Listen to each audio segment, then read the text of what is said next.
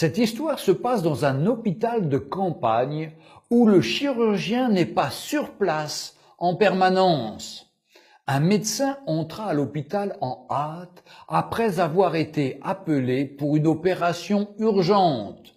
Il répondit à l'appel, changea rapidement ses vêtements et alla directement au bloc opératoire.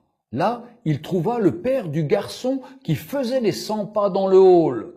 En voyant le médecin arriver, le papa s'écria « Mais pourquoi avez-vous pris tant de temps pour venir? Vous ne savez pas que la vie de mon fils est en danger? Vous n'avez pas le sens de vos responsabilités ?» Le médecin sourit et dit « Je suis désolé, je n'étais pas dans l'hôpital et je suis venu le plus rapidement possible après avoir reçu l'appel. Et maintenant je souhaite que vous calmiez afin que je puisse faire mon travail. » « Me calmer? Mais si c'était votre fils, vous calmeriez-vous? Si votre propre fils meurt maintenant, que feriez-vous? » dit le père en colère. Le médecin sourit encore et répondit « Je dirais, de la poussière nous sommes venus et poussière nous retournerons. Béni soit le nom du Seigneur. Les médecins ne peuvent pas prolonger des vies. Allez et priez pour votre fils. Nous ferons de notre mieux par la grâce de Dieu. » « Oh, c'est facile de donner un conseil quand on n'est pas concerné, » murmura le père.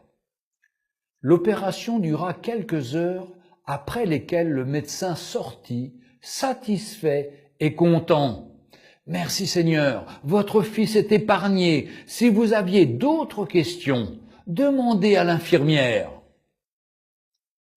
Une fois le médecin parti, le père dit à l'infirmière « Pourquoi est-il si arrogant ? Il ne pouvait pas attendre quelques minutes pour me parler de l'état de mon fils ?»